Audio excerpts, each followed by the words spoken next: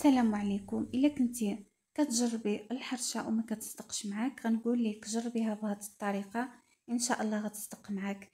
هنايا في اناء درت 500 غرام ديال السميده، وزدت عليها 3 د المعالق كبار ديال السكر، وغنزيد عليها ساشي ديال الخميره ديال الحلويات ديال 7 غرام، وزيدوا شويه د الملحه. انا الملحه ما درتهاش هنايا. غادي نخلط العناصر مع بعضياتهم مزيان.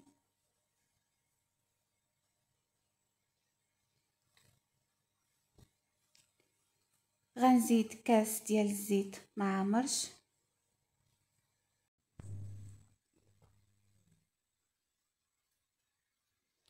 غندخل داك الزيت مزيان في السميده.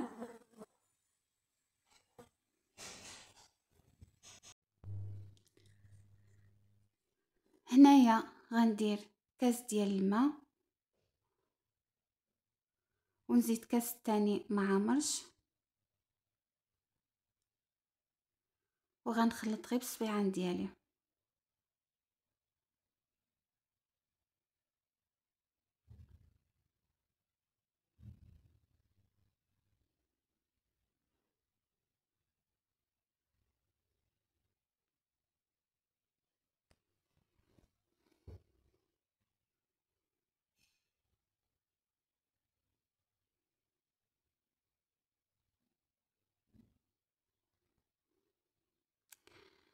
المقله ديالي قبل دهنتها بشويه ديال الزبده ورشيتها بشويه ديال السميده.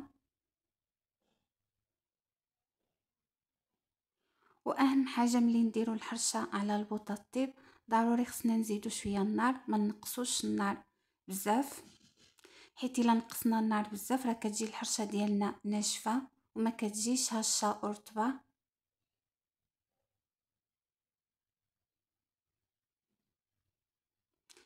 وهنايا من بعد ما طابت الحرشه غنقطعها معاكم تشوفوا كيفاش كتجي لداخل. وما تنساونيش تشجعوني بالاشتراك في القناه ولي لايك. وبصحه.